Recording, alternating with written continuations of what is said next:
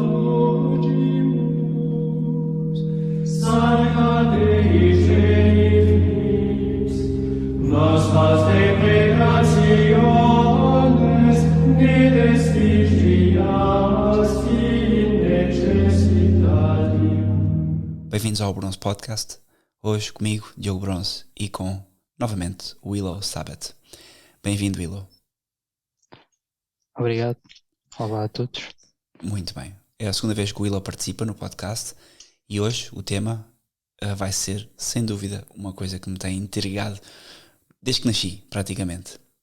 Desde os meus 10 anos, mais ou menos, começou esta teoria do ambiente de que deveríamos reciclar. Nesta altura não seria ainda um tema quase religioso, era apenas um conselho, e com os tempos tem-se vindo a desenvolver a teoria do ambiente, a teoria das alterações climáticas, do aquecimento global. Enfim, há toda uma panóplia de termos e de símbolos em torno desta quase religião ambiental. E portanto o tema hoje, como já devem ter adivinhado, é a ecologia. O que é isto, a ecologia? Como é que a ecologia faz sentido para os cristãos, para os católicos? E como é que nós podemos viver a ecologia? E será que é uma coisa a rejeitar totalmente? Será que devemos seguir escrupulosamente esta religião? Vamos tentar separar aqui as águas. Então, e só também para fazer a ponte do porquê eu convidar o Willow. A Willow tem um podcast que é o portugalintegral.wordpress.com, onde fez um texto que podem pesquisar, que se chama O Natural e o Artificial. E este texto, a meu ver, fez aqui uma bela síntese do que se passa hoje em dia em relação a este tema e, portanto, pensei que seria ótimo convidá-lo. Portanto, mais uma vez, obrigado, Ilo, e vamos a isso. O que é que... Obrigado, eu. o que é que te fez escrever este texto, antes de mais? Penso que é bom situar. É assim, tal como tu, desde criança, nós temos uma diferença de 2 ou 3 anos, portanto, somos mais ou menos da mesma geração, portanto, eu apanhei, tal como tu, as conversas ainda me lembro do tempo em que era no fim dos anos 90, início dos anos 2000, quando era, antes de ser o aquecimento global em si mesmo o termo, era o buraco do ozono. Não sei se ainda te lembras disso. Exatamente. E os gases de estufa, pronto. Esse foi o primeiro que eu apanhei no meu tempo de vida. Pá, e lembro-me disso, e lembro-me, tu mencionaste a questão de se tornar uma religião, e também outra coisa que eu me lembro era um anúncio sobre a reciclagem, precisamente, que era um chimpanzé a fazer a separação da reciclagem. E eles depois diziam: se até o Gervásio, que era o chimpanzé, consegue, porque é que você não consegue? E logo aí entra logo a questão religiosa, que está perfeitamente ligada com isto, a meu ver, da teoria darwinista, de que pronto, nós somos apenas macacos mais avançados, e como macacos mais avançados, pronto, sempre temos a obrigação de reciclar e de seguir aquilo que o sistema diz, que é cuidar do ambiente. E portanto, desde criança também sempre tive, as crianças gostam naturalmente da natureza, dos animais, das plantas, gostam de estar em jardins e em florestas e de ver o mar. Eu acho que toda a gente naturalmente sente uma certa relação com o mundo natural que faz sentido e que lá está, é natural. E se algumas depois deixam de sentir, é pela corrupção da sociedade que está à nossa volta. Mas em crianças, todas as crianças sentem isso, e então eu também sentia essa ligação, e sempre me senti melhor numa floresta a ouvir os pássaros do que num centro comercial ou num concerto, e levou-me a investigar essas coisas. E depois, por outro lado, a certa altura, quando cheguei à idade adulta, a questão da tecnologia moderna e do facto de estarmos permanentemente rodeados de máquinas e de computadores e de tudo o que agora é indispensável para viver, comecei a pensar sobre essas coisas, e até que um dia descobri um texto que é um pouco controverso pela pessoa que o escreveu, que é o Theodor Kaczynski. Não sei se conheces, se sabes quem é. Não. Se pudesse dar uma Theodor explicação, Kaczynski. talvez, deixa-me ver, tenho aqui só para. Eu estou à frente do Dr. Google. Sei, claro. Sim. Pronto, eu não estava a associar ao Theodor, ou se fosse Ted Kaczynski, sim. É Ted Kaczynski, exato. Pronto, é uma figura um bocado controversa e com razão, mas um dia encontrei o texto, o manifesto dele, ou o ensaio dele, e fiquei curiosamente colado ao computador a ler às 4 da manhã e não conseguia. Estava a ler e a acenar com a cabeça. Ele tem toda a razão. E, apesar daquilo que ele fez ser horrível e ele estar preso com razão, a verdade é que os argumentos dele, separando completamente o que ele fez dos argumentos dele, é difícil uma pessoa não ver que ele tem toda a razão e que basicamente é a maneira como nós vivemos desde a Revolução Industrial é completamente artificial e não leva a nada de bom. E em vez de nos libertar, mesmo que nos liberte de certa forma, essa própria libertação é uma forma de escravidão que no fundo é uma coisa que São Paulo também nos diz, acho eu, na carta aos Romanos, se não me engano, que é: se te libertas de uma coisa, és escravo de outra coisa, e se és escravo da virtude, és livre do pecado, e vice-versa. Ou seja, a nossa escolha não é entre ser livres e escravos, é sermos livres ou escravos do quê? E, a meu ver, a tecnologia, eu acho que é difícil hoje dizer, ser completamente a favor da revolução tecnológica, e nós já passámos por tantas mesmo nas nossas Exatamente. curtas vidas, porque eu ainda me lembro de não haver telemóveis sequer, ou de quase ninguém ter telemóveis, e ser normal tu saíres de casa e dizer: olha, estou a ir para aí, e ninguém até chegares lá, ou até ligares outra vez porque não conseguiste chegar lá, ninguém achava que tinha de estar em permanente contacto com toda a gente, e que se o telemóvel tocasse, toda a gente tinha de ir ver automaticamente. Isto é um ponto importante E também, que é uma questão da ecologia da comunicação, porque a ecologia acaba por ser, em certa medida, esta relação que temos, como é óbvio, com a criação, com o ambiente, como tu referes no teu texto, onde dizes que o problema ecológico é por excelência, não um problema da conservação dos habitats, mas a relação do homem com a criação. E esta relação do homem com a criação exprime-se de várias maneiras: comunicação, visualização, processamento dos dados, ou seja, o entendimento que temos sobre a realidade. E, portanto, a ecologia acaba por ser este fenómeno que abarca um pouco a relação do homem com tudo. Pois é, isso eu já estava a fugir um bocado à definição principal, mas a ecologia vem do oikos, que é lar, e logia de estudo, ou lógica de alguma coisa. Portanto, é a lógica do nosso lar, e o nosso lar é a Terra. Portanto, é a nossa relação com o mundo em que vivemos, e lá é daquelas coisas, as coisas que tu falas no podcast e que nós estamos a falar aqui agora também. Todos estes temas são coisas que deviam ser tão básicas, por um lado, que é quase difícil de falar sobre elas, porque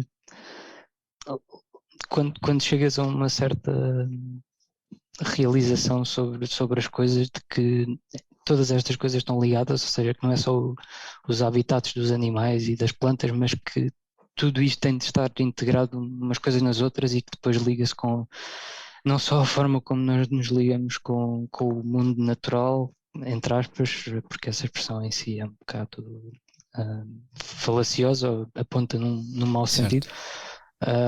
Mas acaba por se lidar com a forma como as próprias pessoas se relacionam entre elas mesmas, e com a forma como as pessoas se relacionam com o divino em si mesmo, com Deus. Sem E dúvida. portanto não é possível separar uma coisa das outras, está tudo interligado. É. E de facto esta perspectiva moderna, atual da ecologia, faz quase com afunila o problema da humanidade, ou seja, que é um problema que é multifacetado, é um problema económico, filosófico, espiritual, acima de tudo espiritual. E hoje a ecologia, e claro, estou a fazer aqui uma grande ponte, não vamos já falar sobre o hoje, mas a verdade é que hoje faz este afunilamento onde a ecologia tem apenas um fator, que é o homem como o vilão do planeta e o cancro, por assim dizer, do planeta. E claro, o homem, se formos ver, o homem geralmente ocidental, e com certa razão, né, por um lado, e já lá vamos chegar.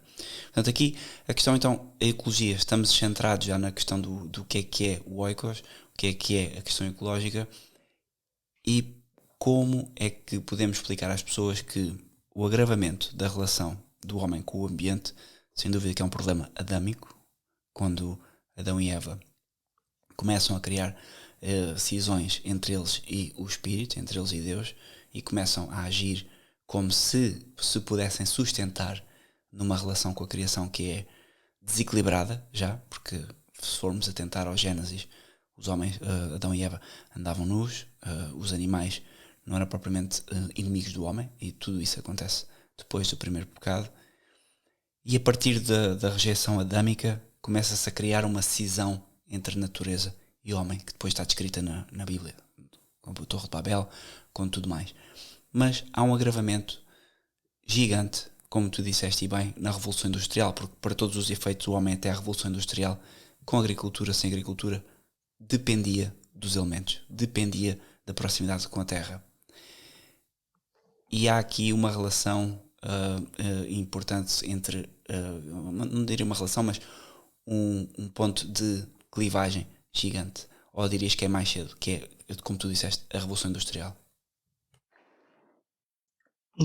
O primeiro ponto, tal como tu disseste, é claramente a queda, que eu acho que é vista de uma maneira muito limitada hoje em dia, porque o primeiro ponto é a queda, fez um corte entre o homem e Deus, e esse é o ponto principal e o foco, porque é de facto o ponto principal, mas depois esquece a outra parte, que é mesmo entre, é descrito mesmo entre o homem e a mulher, mesmo entre os primeiros homens, criou-se através da queda logo uma cisão, e logo aí é escrito explicitamente no livro que houve logo a partir da queda uma divisão entre o homem e a mulher, e uma certa sem dúvida, uma inimizade entre inimizade, exato. Não, entre não só entre o homem e os outros seres viventes, mas também entre o próprio homem. Veja-se Caim e Abel, por exemplo. Exatamente, pronto. E nesses três pontos, ou seja, entre o homem e Deus, entre o homem e os outros homens, e entre o homem e a criação, tudo ficou um pouco. Lá está, os pais da igreja dizem que a morte entrou no mundo através da queda. E o que isso quer dizer não é só que as coisas passam a morrer, mas é que há uma desintegração e uma desunião, desarmonia entre as coisas criadas, onde antes havia uma harmonia total. Por isso é que os animais vieram todos ter com Adão para ele lhes dar o nome, e nomear uma coisa é em si impor ordem numa coisa, é trazer a unidade dessa coisa e dar-lhe esse nome. E a partir daí, pronto, houve essa inimizade entre as coisas todas. Mas essa parte entre o homem e a criação, e entre a própria criação, essa inimizade não é enfatizada, acho eu, nos nossos dias, já não é há bastante tempo. Mas pronto, tendo começado aí, a própria primeira tecnologia propriamente dita foram as vestes de peles que são dadas a Adão e Eva, porque a partir daí eles já não conseguem sobreviver sem essas adições, e a tecnologia é sempre uma adição. Eu acho que, apesar de tudo, há fases, e em vez de nós estarmos a evoluir, na realidade estamos a degenerar, e então a degeneração vai acelerando à medida que vamos descendo. E houve ali, antes do dilúvio, havia, se tu vires o que diz a própria Bíblia, é muito breve o que diz em Gênesis, mas se leres, por exemplo, o livro de Enoque, o que ele descreve em termos do aumento da imoralidade e da sexualidade desregrada, e ao mesmo tempo o aumento da tecnologia, é muito semelhante com o que nós vemos nos nossos dias. Portanto, de certa forma isto já aconteceu, mas eu acho que com a Revolução Industrial, com o século XIX, houve um libertar destas forças tão grande que mesmo já passámos essa fase que já tínhamos passado há muitos séculos atrás, mas aceleramos para além daquilo que já tinha sido experienciado antes e, entretanto, as pessoas no mundo industrial já não vivem segundo as leis da natureza como antes, como tu disseste. Mesmo até aí ainda havia alguma disciplina imposta pela própria criação e pelas forças da criação na forma como os homens vivem. Agora o que dita, as forças que ditam a vida das pessoas são todas tecnológicas. Já ninguém sente frio quando deve sentir frio porque há aquecimento, já ninguém sente calor quando deve sentir calor porque há ar-condicionado e juntamente a isso mil outras coisas, incluindo a própria comunicação, como tu disseste. Nós, em vez de estarmos a falar um com o outro sentados num sítio qualquer, cara a cara, estamos a falar por aqui e por um lado, obviamente, devemos tirar algum partido das possibilidades que nos são abertas, mas por outro, nem sequer seria necessário termos esta conversa se o mundo tivesse ordenado. Exatamente. É muito curioso que quando lemos, e tu fazes menção disso no artigo, quando lemos que quando Deus impõe ao homem que a partir de agora vai comer e vai arranjar o seu sustento com o suor do seu rosto, a tecnologia, para todos os efeitos, é a tentativa do homem de ganhar o seu pão sempre sem o suor do seu rosto, ou pelo menos não suando tanto. E se isso, por um lado, como é óbvio, é um sinal de inteligência, a inteligência que Deus nos deu, se levado, tal como a sexualidade, é um bem e um dom que Deus nos deu para a procriação, se levado a um caso, a uma atitude extrema, entramos aqui, possivelmente, numa zona que já é um pecado ou uma desordem moral. E eu vejo isso muito bem explícito no teu artigo. Ou seja, o homem hoje, eu por exemplo falo por mim, eu trabalho em tecnologia e não me custa ganhar o meu obviamente que tenho que trabalhar, é duro intelectualmente às vezes, mas já não estamos a falar da mesma coisa. O que por um lado também cria aqui uma dicotomia, não diria uma dicotomia, mas cria aqui uma cisão entre o homem que deveria estar a mexer-se e a atuar, e com isso sendo saudável e tendo uma vida saudável, e o homem que hoje se senta, trabalha e ganhando o seu pão dessa forma fica doente porque fica fechado. Então há aqui toda uma relação, podemos dizer que é sem dúvida uma desvirtuação ecológica do próprio corpo, ou não? Completamente. Eu estava a ler ontem uma homilia de São Basílio e ele menciona uma coisa que eu pensei logo nisso, que é que o homem é o único animal que é ereto, que está de pé, e que na sua própria constituição que o faz estar de pé, é suposto refletir uma certa, lá está o seu papel de microcosmo e de mediador entre o céu e a terra, isto por isso ser vertical, digamos assim, e que todos os outros animais andam nas quatro patas e a olhar para o chão, enquanto o homem, pelo contrário, é suposto ser vertical e efetuar essa ligação, e nós estamos a reverter porque ficamos todos encurvados. Lá está, eu também trabalho ao computador, como provavelmente uma grande parte das pessoas, ainda para mais agora, com as restrições todas, toda a gente ficou em casa a trabalhar ao computador, encurvado perante o ecrã. Portanto, estamos a reverter e claramente não sobrevivemos pelo suor da nossa face. E lá está, isso depois tem, como todas as coisas estão ligadas, a saúde espiritual e moral do homem depois também está ligada à saúde física do homem. As coisas são todas integradas umas nas outras e por isso é que ainda hoje tens, ou, aliás, não é só ainda hoje, sempre houve uma espécie de... O campo era onde havia as pessoas mais morais, digamos assim, mais perto do divino e mais tementes a Deus, e as cidades onde as pessoas escapam a viver pelo suor da sua face, sempre foi o sítio das revoluções e das novas ideias e das ideias peregrinas que depois só dão porcaria. É verdade. Precisamente porque há uma disciplina que o trabalho físico impõe e que nos lembra da nossa condição, que nos humilha exatamente. logo. Isso é muito importante, porque de facto eu acho que é essa falta de reconhecimento. Porquê? Porque sendo uma criatura espiritual, se nós deixamos de ter noção da nossa condição material, que, como é óbvio, é fácil deixar de a ter na cidade, especialmente com a tecnologia hoje, deixamos de nos sentir como pó, ao fim e ao cabo, que é o que somos. Pó que veio da terra e irá à terra. E, por exemplo, se fores a ver numa sociedade moderna como hoje, não conseguimos falar de morte, porque ninguém quer falar sobre esse tema.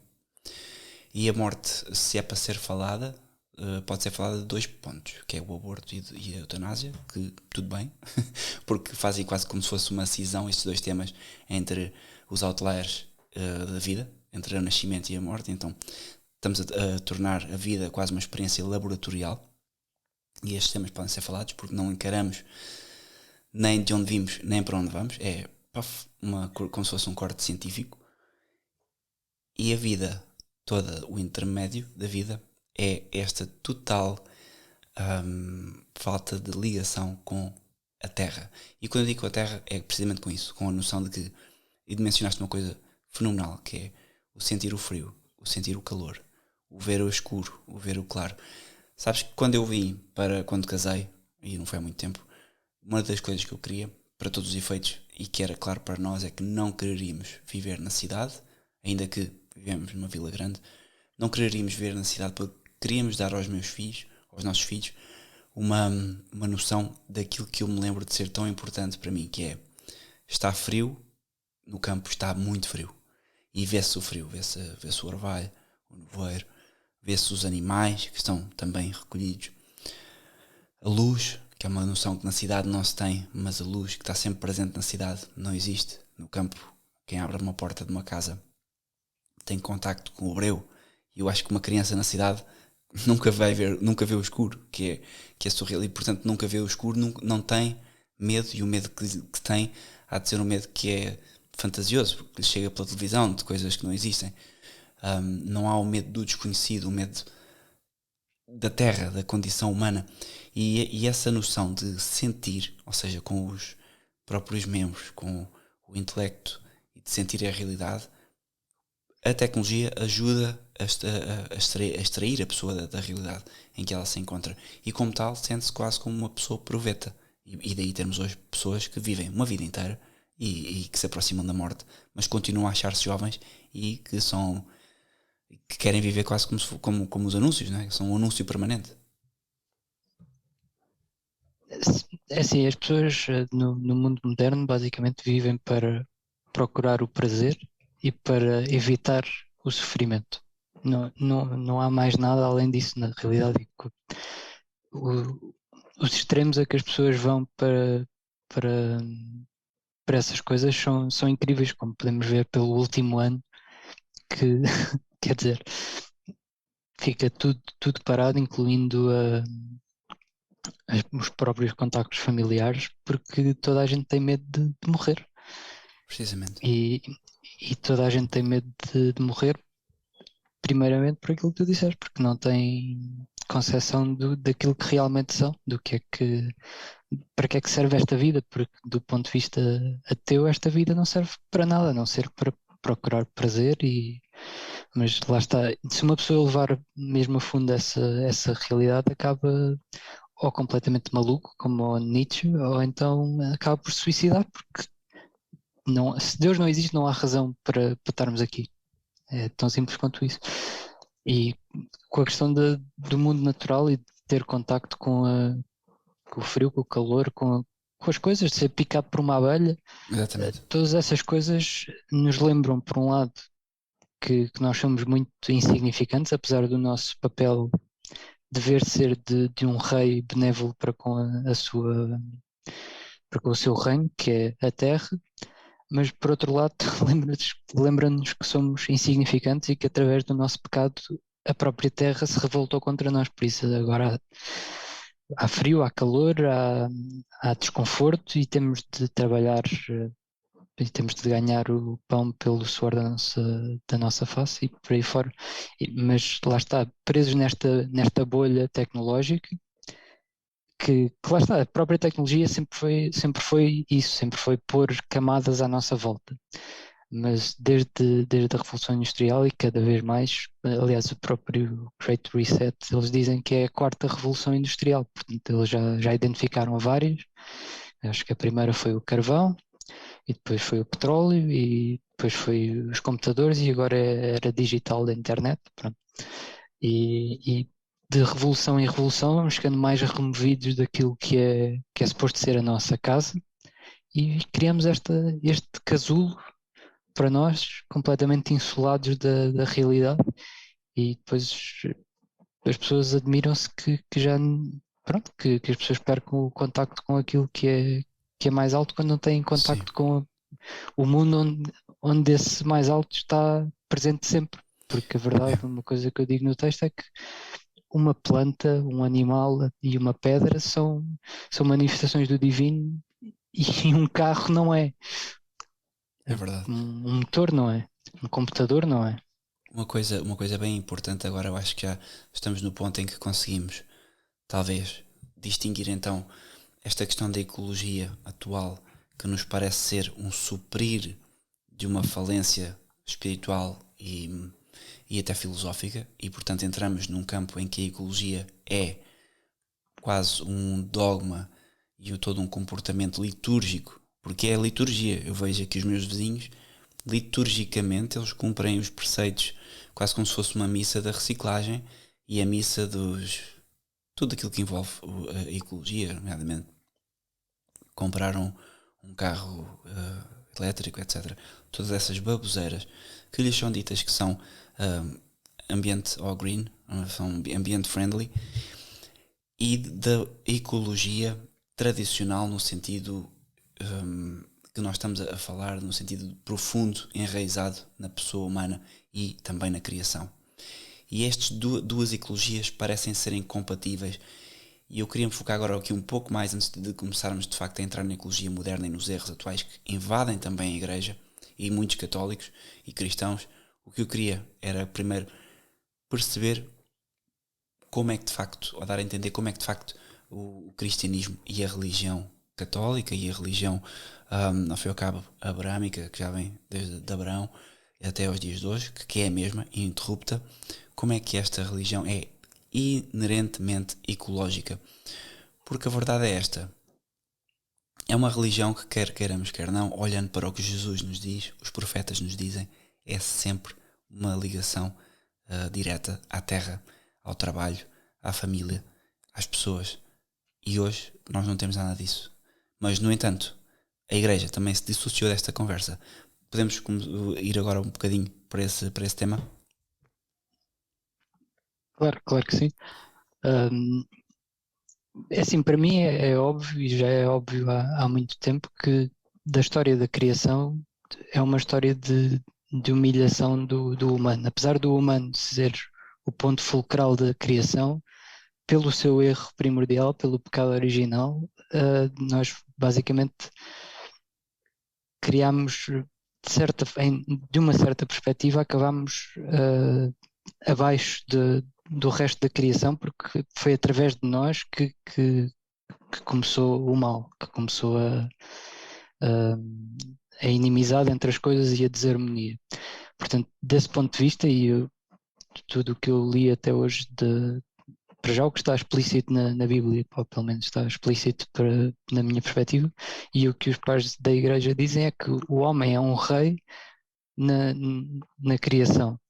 Mas depois, depois, tendo em conta que nós vivemos em democracia, as pessoas também acham que os reis eram tiranos, quando não eram e não é suposto serem, portanto, se calhar vem daí essa concepção um bocado errónea que faz algumas pessoas rejeitarem o cristianismo, inclusivamente, porque acham que todos estes erros toda esta exploração desregrada e sem respeito nenhum e para qualquer propósito, por mais estúpido e ganancioso que seja, é sancionado por Deus e pela Igreja e pelo cristianismo, quando, a meu ver, não pode ser outra coisa que não uma corrupção e uma leitura completamente errada daquilo que nos é dito, porque o sacrifício é o ponto fulcral de um cristão, e como é que como é que se pode dizer que a vida moderna com todas estas facilidades é sequer vo- voltada para algum tipo de sacrifício? Pelo contrário, nós indulgimos em todas as nossas paixões, e quanto mais fácil, melhor. E quantas mais, melhores. E até fazer comida já não fazemos, mandamos vir do Uber Eats. E, e pronto, e não há ninguém que diga, tem, tem um bocado de tento, Exatamente. né, contigo, tem moderação, não não te deixes ir, sei lá, não faças tudo aquilo que te dá na cabeça, e não destruas tudo, porque lá está, é impossível destruir a criação e não nos destruirmos a nós mesmos por dentro na mesma. Exatamente. O que não quer dizer que sejamos, que é uma distinção que também gostava de fazer, porque a vida espiritual também não é um panteísmo espiritual. Porque aqui depois entram as religiões que hoje, como é óbvio, estrategicamente foram inseridas no Ocidente, onde têm princípios animistas e de conservação do ambiente, quase como se o ambiente fosse o próprio Deus, ou como se o propósito do ambiente fosse ele próprio. E isto também não é a concepção cristã de ecologia, no sentido em que a concepção cristã de ecologia é de que Deus, de facto, é o primeiro motor, criou o mundo, criou o homem, e o homem, como ser racional e espiritual que é, criado à semelhança e imagem de Deus, tem uma primazia moral e também espiritual e também material sobre o mundo. A diferença, ou pelo menos a hipótese, é que Deus, quando otorga ou quando dá a liberdade aos homens, dá também a possibilidade do homem se remover desse papel. E muitas vezes o homem remove-se desse papel. Deixa de cuidar do ambiente, deixa de cuidar do próximo, e portanto isto tudo está de tal forma relacionado, mas que não se pode nunca misturar com o panteísmo. Tu dizes aqui no teu texto que o problema da ecologia não é novo, no sentido em que já Santo Agostinho mencionava especificamente como os hereges e os pagãos desdenhavam da criação e a exploravam sem consideração. Esta frase acho que é fulcral para explicar que o papel do católico e do cristão não é estar a tentar reanimar numa ponte do globo ao apanhar todas as máscaras que caem no ambiente e no oceano e quase recuperar uma colónia de golfinhos em certo lado. Não que isto seja mau em si mesmo, não é, mas o princípio que nos move é que isto é propaganda e não é a verdadeira ecologia. A verdadeira ecologia é feita como diz Cristo, no sentido em que é pelo trabalho do dia a dia, é pelo levar a vida espiritual de forma séria, e esta vida espiritual, se for levada de forma séria, acaba por estruturar toda a relação ecológica da pessoa com o meio, porque a pessoa estrutura-se em relações familiares, em relações de amizade, profissionais, que são próximas, que são terra a terra, e não são como hoje em dia uma ecologia de vou comprar um carro, um Tesla, porque isso é super ecológico. Quer dizer, é estar a otorgar praticamente todo o meu dever moral e de responsabilidade para uma coisa que é falsa, primeiro, e que depois que não produz efeitos nenhuns reais na vida, nem na vida espiritual.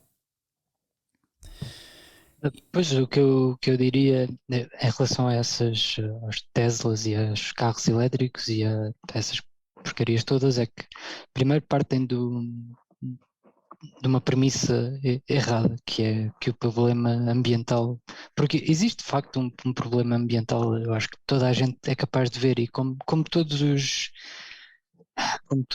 todas as tentações e todas as mentiras do demónio têm sempre um quê de verdade e é por aí que enganam as pessoas, porque né, é impossível mentir. Bem, hoje em dia já não sei se é impossível mentir assim, e as pessoas acreditarem, parece que é possível afinal, mas em geral e ao longo da história, todos estes movimentos, por exemplo, até o comunismo, existia de facto exploração precisamente pela Revolução Industrial, exploração dos operários e Exato. por aí fora. E todas essas ideologias têm sempre um quê de qualquer coisa de verdade.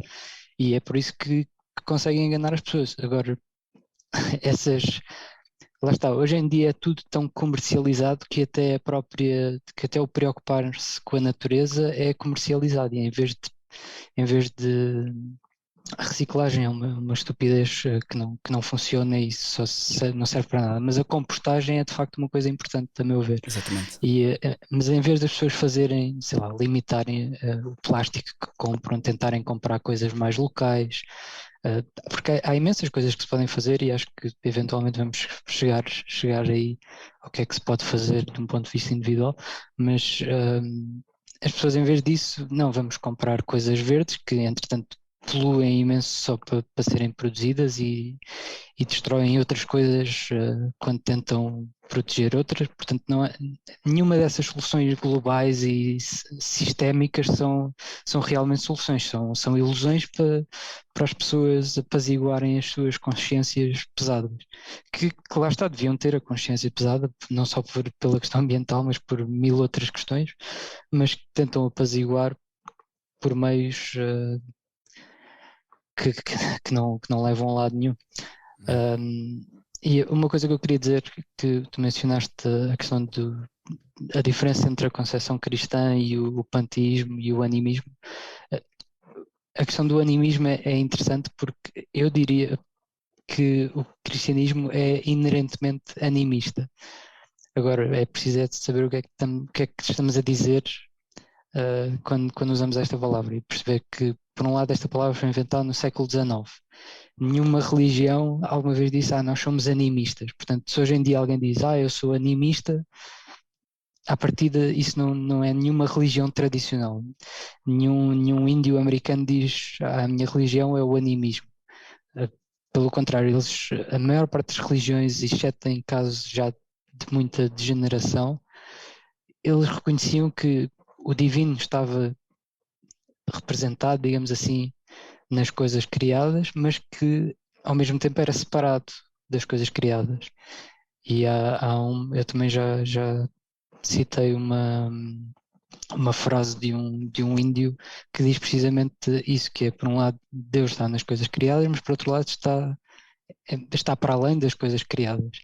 E eu acho que um cristão, o que eu leio nos pais da igreja e o que eu vejo na Bíblia é que a criação está viva. Ou seja, há espíritos nas coisas e que nós temos de reconhecer esses espíritos. Agora, uma coisa diferente é saber que esses espíritos estão lá e prestar-lhes culto, porque uma coisa existir não quer dizer que lhe prestemos culto. Precisamente. E é essa a diferença. Não, é importante, eu não sabia da questão do termo, no entanto, faz todo o sentido o que acabaste de explicar. Aqui, como é que nós podemos explicar que de facto a Revolução Industrial provoca este corte com as coisas do mundo? A Revolução Industrial acabou por ser um movimento das populações do campo para a indústria, claro, para os centros populacionais, e aqui começa um problema que tem tantas faces que ainda hoje, se calhar, andamos a tentar digeri-lo, no sentido em que o homem deixa de estar em contacto com a religião, porque muitas vezes os centros urbanos são imorais, não têm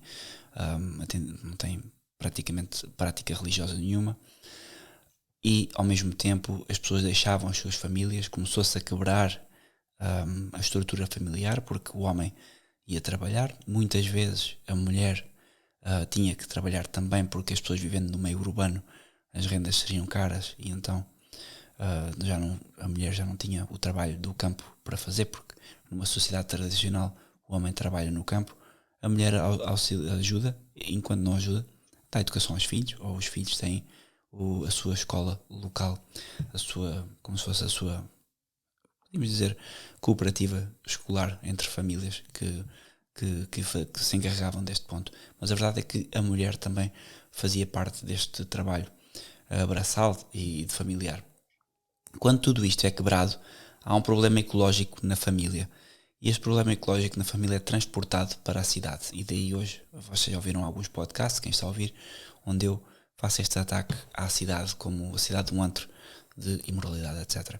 Mas a verdade é que a cidade, acho que nós podemos resumir a cidade como um problema praticamente ecológico, ou não? Eu diria que sim, e basta ver de onde é que surgem as cidades na Bíblia para saber que esse antagonismo, digamos assim, e essa característica da cidade como de corrupção e de desligamento entre o homem e Deus e entre o homem e os outros homens e a comunidade é uma coisa muito antiga, porque a primeira cidade foi criada por Caim, precisamente, e foi criada, é-nos dito que foi criada porque ele rejeitou a proteção de Deus. E no fundo não é isso um bocado o que vemos aqui, que é no campo estamos desprotegidos, aquilo que estavas a dizer, temos o breu e temos o frio e temos as coisas todas e temos de lidar com isso precisamos de Deus para nos sustentar, e na cidade estamos protegidos de certa forma. E portanto essa dinâmica sempre existiu. E depois a Revolução Industrial lá está, foi esse desligamento ainda mais extremo. E é cómico para mim que tantos tradicionalistas e reacionários e conservadores sejam contra as revoluções liberais e contra as revoluções comunistas e falem delas sem parar, mas nunca falem na Revolução Industrial, que tem este nome porque foi de facto revolucionária de tantas coisas e destruiu muito mais e muito mais insidiosamente do que muitas outras revoluções meramente políticas, porque essa vida do campo integrada das famílias e da comunidade, as pessoas viviam de uma maneira lá está, integrada, orgânica, não só com a terra, mas umas com as outras. Há um livro muito bom de um autor americano que é o Kirkpatrick Sale, sobre os luditas. Não sei se sabes quem são os luditas. Não. Eu estou aqui, vou já Os pesquisar. Os luditas basicamente foram. Hoje em dia sobrevive quando alguém é crítico da tecnologia, minimamente chamam-lhe de neoludita. E os luditas foram basicamente os últimos resistentes à Revolução Industrial em Inglaterra. E ele descreve mais ou menos como é que era a vida desses trabalhadores que trabalhavam na indústria têxtil antes da Revolução Industrial, e depois com a introdução das máquinas e das fábricas e do sistema fabril em si mesmo, que criou cidades-fábrica, em que as pessoas vinham de todos os lados só para trabalhar ali, e trabalhavam 19 horas por dia, separados das famílias, eventualmente até os despediram para contratar as mulheres e crianças, porque eles ainda trabalhavam por menos. E pronto, e foi aí quando começaram a despedir os homens para contratar as mulheres e as crianças deles, que esses homens se juntaram e começaram a fazer atos de terrorismo, digamos, a entrar nas fábricas e a partir as máquinas. E ele descreve a certa altura como é que era a vida desses operários têxteis. Aliás, não eram operários, já eram trabalhadores independentes, eles tinham máquinas, mas eram máquinas, digamos, primitivas e integradas na vida da sociedade, e toda a família participava na produção dos têxteis, e os próprios têxteis eram cultivados, ou seja, as plantas que depois davam as fibras eram cultivadas por pessoas que eles conheciam, que depois lhes vendiam aquilo e eles transformavam, e era toda uma economia local e familiar e ligada à igreja, e com a introdução do sistema fabril, tudo isso foi destruído, foram levados para longe das suas comunidades, para viver em sítios super pequenos, com um monte de pessoas que não conheciam, em sítios completamente sujos, porque no início, nos primeiros anos, no primeiro século da Revolução Industrial, o sistema fabril era extremamente poluído, e os rios, há descrições dos rios a correrem pretos, a saírem das fábricas, coisas que ainda existem hoje em dia, só que nós já não vemos porque já não são aqui no Ocidente, são longe da vista, mas isso ainda existe e nós ainda dependemos desse sistema, só que agora está um bocado mais longe.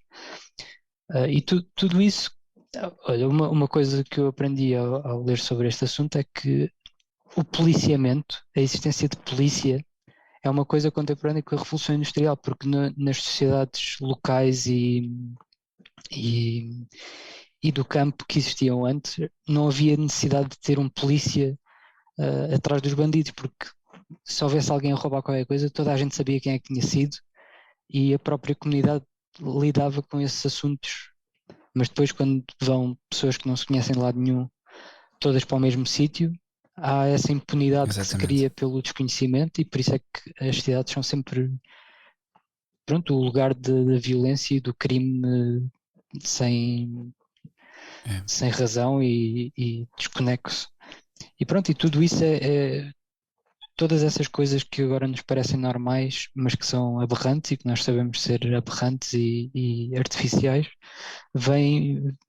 tiveram origem na Revolução Industrial. Não deixa de E o ser próprio engraçado. comunismo, Exatamente. Não, mas foi o que disseste. Ou seja, o liberalismo e o comunismo são quase os dois braços de uma mesma coisa. Porque ao fim e ao cabo, onde um cria a fome, o outro cria a miséria. Então, a reação ao comunismo, quase a reação ao liberalismo, que foi o comunismo e, diziam, a proteção do trabalhador, acabou por ser mais um combustível para pegar na frustração e na pobreza das pessoas e dar-lhe um sentido revolucionário. E não deixa de ser, no entanto, interessante que hoje continuamos a assistir ao mesmo fenómeno, que é, nas cidades, e falo aqui em Portugal igual, não deixa de ser o sítio mais preocupado com a ecologia, supostamente. Todas as pessoas falam num ambiente verde, participação social das empresas, e por social entenda-se reflorestar, fazer outras coisas assim desse género, mas depois todos os que lá vivem são os que vivem também de forma mais antagónica com isto. É curioso porque, de facto, nas vilas e no interior, nas aldeias, os velhotes não querem saber disto, para nada, dessas tretas da ecologia. Continua exatamente igual esta história dos ambientes, das mudanças climáticas, que é completamente falsa. Não chega lá, porque lá não existe televisão, nem existe propaganda nesse nível, mas as pessoas continuam a viver a sua vida com normalidade, sendo e agindo de forma 1000 vezes mais ecológica do que qualquer pessoa que habite na cidade. E então é aqui um paradoxo que eu próprio não consigo compreender, e não deixa de ser cómico quando falo com as pessoas da cidade todas muito preocupadas, e se forem então miúdos novos, na casa dos 20, é completamente uma coisa religiosa. Hoje em dia dizer que uma pessoa não reciclar, porquê? Porquê que eu hei de reciclar? Ou explicar que as questões mais básicas, como a não utilização de tecnologias durante muito tempo, quer dizer, isto é completamente fora da caixa. E, no entanto, essas são as coisas que fazem mais sentido, que é o desenvolvimento de comunidades rurais, comunidades fora da cidade, que sejam autossustentáveis. Só o facto de autossustentabilidade, no sentido em que a pessoa pode não ter, nem ser capaz de sustentar com tudo, como é óbvio, mas só o facto de ter uns animais onde os restos da comida são entregues aos bichos, os bichos sempre por sua vez produzem alimento e produzem também forma de renovar o chão, nomeadamente com o estrumo. Quer dizer, tudo isto é sustentável de uma forma que não se consegue explicar a ninguém hoje na cidade, porque já deixaram de ter esta noção. E isto sim é verdadeira. Daí estarmos a associar o cristianismo e a religião a uma verdade ecológica como não existe hoje no paganismo nem no ateísmo, porque neste caso a religião, está ligada à terra, ao homem, à mulher, ao espírito, à família, e o outro está ligado ao acaso, ao entretenimento, ao prazer, porque há aqui como se houvesse um corte de realidades, e por isso é que estas duas cidades, a cidade de Deus e a cidade dos homens, estão sempre em conflito, porque é como se falássemos de duas coisas diferentes, ainda que tanto os habitantes da cidade de Deus como os habitantes da cidade do demónio, praticamente, têm as mesmas ânsias, e por isso é que para os trabalhadores oprimidos há o comunismo, e por isso é que para as pessoas que querem e que sentem que têm que ter uma participação ecológica porque há um problema ambiental, querem, e atenção, quando eu digo há problema ambiental, não estou a subscrever alterações climáticas, estou a dizer que há um problema ambiental local. É sabido que as cidades não têm qualidade de vida no que diz respeito à água, ao oxigênio, etc. Portanto, mais do que isso, e depois a poluição material, ou seja, plástico, etc. Tudo isso são problemas, mas não são problemas na medida em que se nos apresentam hoje. Mas a verdade é que estas religiões modernas de ecologia e outras acabam por oferecer às pessoas uma resposta para as suas ânsias, e é quase como um capitalismo do espírito que se cria. Eu acho que é o Chesterton que tem uma frase, ele tem ótimas frases, e uma delas é que na ausência de Cristo nascem, ou seja, quando deixamos de ser cristãos, passamos a acreditar em tudo, e então é normal ver várias religiões e depois uns ligam-se mais à questão do ambiente, outros à justiça social, entre muitas aspas.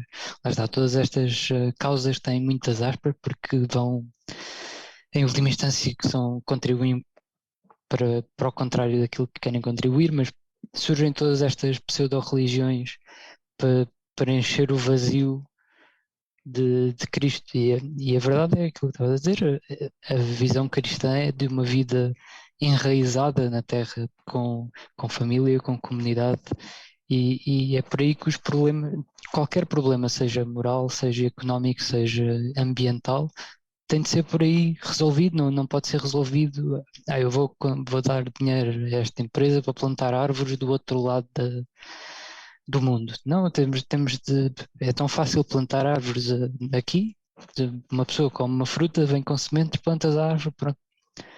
E é essa a dicotomia entre o local ou o global. E as pessoas da cidade, como não têm o local, também não têm. Lá está. Temos de ser. Para tentar ver as coisas com compaixão pelas pessoas, porque eu ainda vivo na cidade, eu sei que não há grande maneira das pessoas terem ligação ao local quando não há local.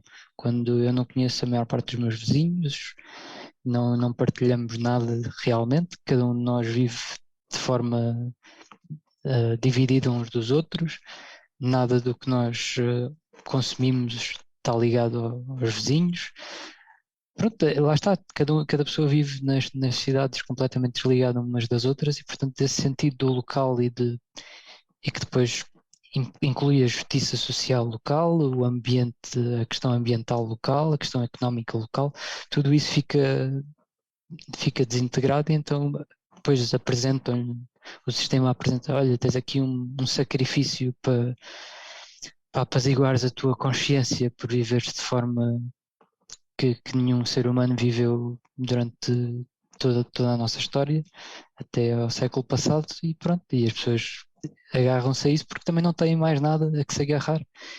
E por outro lado, é aquilo que tu já mencionaste, que é a própria Igreja na questão ambiental, se agarra a esta farsa global em vez de se focar em questões locais e ajudar a criar comunidades, porque lá está, a Igreja tem de ser o centro dessas comunidades. Se não for assim, acaba em comunidades de hippies, e eu já vi muitas que pronto, depois não dão em nada porque falta a integração vertical com o que está mais acima, que é Deus, mas sem Deus depois não dá em nada. Portanto, a Igreja devia ser a primeira instituição a dar esse passo, mas não, em vez disso, vai nesta conversa das soluções globais, quando o global é precisamente o problema. Sim. A solução é local. E aqui temos que fazer ponto para este facto, que é que enquanto não se resolver a questão espiritual da Igreja no mundo, não se vai resolver nunca a questão dos homens, porque como é que é possível que tenhamos hoje a Igreja Católica a fazer não só palestras sobre o ambiente, que isso seria legítimo que o fizesse, sobre a ecologia, mas que o faça numa perspectiva completamente pagã, como estas encíclicas que o Papa tem lançado, nomeadamente a encíclica Laudato Si, que é uma encíclica que, sem dúvida, o tema é pertinente, o ambiente e a relação do homem com o ambiente, nomeadamente a ecologia, mas que depois o próprio Papa aborda isto de uma forma totalmente pagã, mundanizada, e as pessoas que ele convoca ao Vaticano para falar sobre estes temas são funcionários da ONU, que, como sabemos, é uma instituição anticristã, não é só simplesmente uma instituição mundial, é uma instituição anticristã com princípios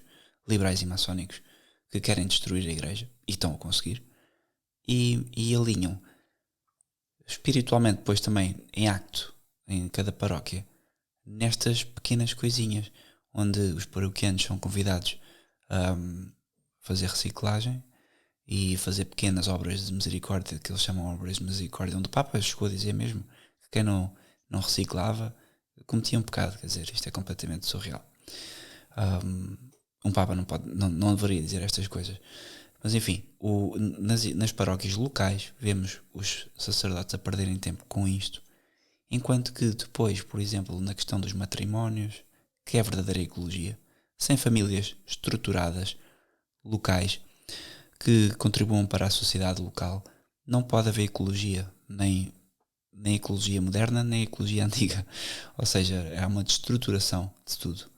E hoje em dia o que é que a Igreja permite? Permite que as pessoas... Não permite, a Igreja não permite, mas eu sei que na praxis muitos sacerdotes é o chamado divórcio católico, com os anulamentos mal feitos de matrimónio. São as fracas preparações espirituais e doutrinais da fé. Hoje em dia vemos muito esta heresia quase protestante, mas vê-se também no mundo católico, especialmente no mundo neoconservador americanizado, que é quase o mundo inteiro, do católico que tem uma arma, tem o seu terreno e mata os bichos todos porque quer e faz uma relação com a criação que é errónea, que nós não temos essa liberdade. Ou seja, Deus deu-nos liberdade para interagir com o meio, mas não para usar dele de forma desregulada. E portanto, qualquer tipo de pensamento de que o homem com uma arma e com flecha vai e caça e faz tudo e depois não aproveita nem o bicho que mata e é tudo por uma questão de desporto, isto é uma heresia. Isto é uma heresia, como é óbvio, para quem é católico e faz isto. E é um erro moral e filosófico para quem não é católico e faz isto de qualquer das formas. Porque há uma desordem na forma como se relacionam com tudo. E eu vejo mais a Igreja preocupada com, de facto, com as resoluções da ONU, baixar como se fosse possível, quer dizer, estas coisas completamente cientificamente absurdas. Como é que a Igreja pode entrar nisto de baixar as emissões de carbono a níveis zero em 2050, que é o grande objetivo? E depois vamos ler os documentos, o que é que está lá, explícito? Não tem nada a ver com o ambiente.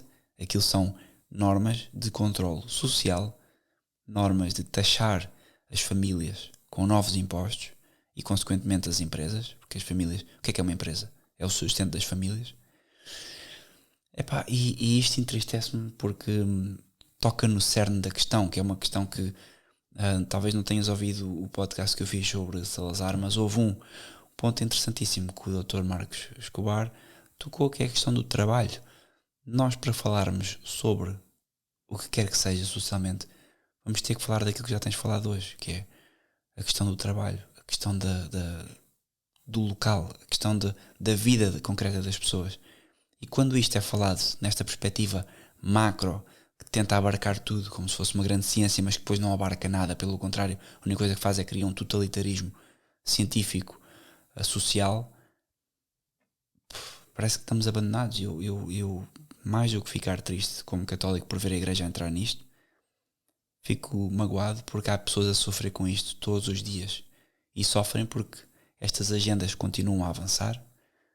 Estas empresas megalómanas, gigantes, que não querem saber do ambiente, continuam através da legislação e das regulamentações que saem, que são criadas pelos seus próprios amigos nos parlamentos e por aí fora, continuam-se a destacar das pessoas e da realidade. E quase temos aqui praticamente um mundo virtual que não existe, mas que é o mundo que manda em nós, e um mundo de pessoas que cada vez mais se começa a perceber que são efetivamente oprimidas. Somos obrigados a trabalhar em casa, não podemos ir ao parque, não podemos sair, não podemos ter um porco nem uma ovelha, porque se tivermos não o podemos matar e vender, temos que matar e consumir. E portanto tudo isto nós começamos a perceber que é um totalitarismo demoníaco. E aqui era o ponto que eu queria fazer, desculpa este parêntese gigante, é que tudo isto é uma perversão demoníaca, esta forma como se faz esta ecologia moderna. O que é que tu achas sobre isso? Eu concordo com tudo o que tu disseste, só não sei qual é a solução. Pois. Porque de facto, já da outra vez que me convidaste para o podcast, foi um bocado inevitável irmos por aí, mas vou ser obrigado, porque eu acho que nós estamos possivelmente no fim dos tempos e que isto faz parte do sistema do anticristo. Lá está, por um lado, não é bom andarmos obcecados com isto, mas por outro lado, se estivermos atentos aos desenvolvimentos e o facto da Igreja entrar nestes esquemas globais em si mesmo já é a meu ver, um sinal dos tempos muito, muito forte, porque lá está, devia ser a primeira instituição e a última a apontar o caminho, que terá sempre de ser local e não estas farsas globais, mas por outro lado, é o que tu estavas a dizer, que tanto no nível mais alto do Vaticano como nas próprias paróquias se vê, pronto, essas infiltrações. E lá está, e não é só da falsa ecologia, é do falso feminismo e do falsa justiça social e todas estas causas relacionadas. E a única conclusão a que eu posso chegar é que, pronto, é preparação para o sistema do anticristo, que é o reino do homem em vez do reino de Deus. E lá está, a cidade celestial. O que aparece no livro do Apocalipse é que a cidade celestial tem a árvore da vida no centro, não tem um prédio no centro, nem sequer tem a igreja no centro. É curioso em relação à questão ambiental que no centro da cidade de Jerusalém celestial está a árvore da vida. Mas lá está, o que é que está no centro de todos estes programas gerais? É a ganância, é o controlo, é o totalitarismo, o querer controlar todos os aspectos da vida das pessoas, não as deixar ser livres. Uma das coisas que o Manuel disse no podcast que fizeste com ele, que eu concordei bastante, é que nós somos antiliberais porque realmente valorizamos a liberdade e o final da aventura liberal é precisamente este totalitarismo de controlar todos os aspectos da vida das pessoas e termos de estar todos integrados nesta mega cidade, porque até o campo já começa a ser integrado já começou há muito tempo, mas cada vez mais é impossível mesmo no campo fugir à televisão, à internet, pronto, a todas essas coisas que te integram nesse sistema demoníaco. E pronto, eu não sei qual é a solução. Aqui, agora acho que estamos no ponto exato em que eu posso falar por mim, que é, eu quero também, como homem, como pai de família, reagir a isto. E há uma coisa que me assusta, que é o desconforto. E aqui entra-se quase uma parte mais introspectiva. Mas ainda hoje estava a fazer o almoço e estava a pensar. O almoço que eu estou a fazer agora, que é uma coisa básica, mas é algo que há 150 anos um rei não almoçava. Não tenho dúvidas disso. E quando penso em deslocar a minha família para um sítio mais calmo, mais longe da civilização, no sentido em que, como é óbvio, também não sou chamado a estar fora dela, mas num sítio onde se possa viver e respirar um pouco mais de paz e que se possa dar um contacto mais integral com a natureza aos filhos, a grande questão que vem é o desconforto. Porquê? Porque certamente muitos também ouvem, também teriam essa vontade. O que nos impede, por norma, são as condições financeiras. É sabido que vivemos num meio económico que não serve propriamente ao homem, serve aos interesses de uma minoria. E a maioria das pessoas, se pensa que pode alcançar qualquer tipo de liberdade ou libertação deste meio, simplesmente indo para um local, mas ficando agarrado, por exemplo, a um empréstimo à banca, ou a um trabalho virtual, ou qualquer coisa assim, estamos, a meu ver, redondamente enganados. Podemos simular um pouco um afastamento, mas enquanto estivermos presos a isto, de uma certa forma estamos a contribuir para este modo de vida e para este globalismo que não é certamente ecológico. E aqui a questão do desconforto para mim tem representado um dilema. Porquê? Porque estando confortável eu não quero provocar desconforto aos filhos. Acho que muitas pessoas pensam nisto. Então, o que é que podemos fazer como famílias e como pessoas para sair daqui? E eu aqui só vejo uma hipótese, que é quem tiver alguns trocos guardados, é aplicá-los num terreno, numa coisa, numa casa, que não vai ser grande espingarda, mas que vai permitir à pessoa estar livre, tanto seja da banca, que é uma banca que deseja ter as pessoas na mão, porque tendo as pessoas na mão, a pessoa tem que alinhar com tudo o que vem por aí afora, e ainda agora começamos a ver o regime totalitário que se avizinha, ainda agora começou a deitar as unhas de fora. E eu acho que se nós estamos a ter esta conversa é porque em última instância ponderamos pelo menos este movimento para o campo. Na tua perspectiva, isto faz sentido? Não faz sentido? Será possível? Não será possível? Qual é que seria... Agora vamos passar aqui para mais uma parte de como é que podemos então agir de forma mais ecológica de facto. Pronto, é assim, há vários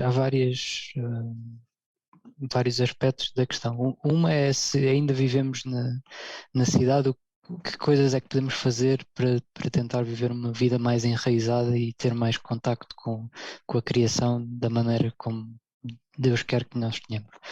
Mas vou deixar essa de lado por agora e falar da fuga, porque de facto é uma fuga. Não há outra maneira de ver que eu já penso nisso há alguns anos e já pensei antes desses anos, já há mais tempo, como é que se faz essa fuga, e acho que é uma coisa que, mesmo falando com pessoas normais, muita gente quer fugir da cidade por variadas razões.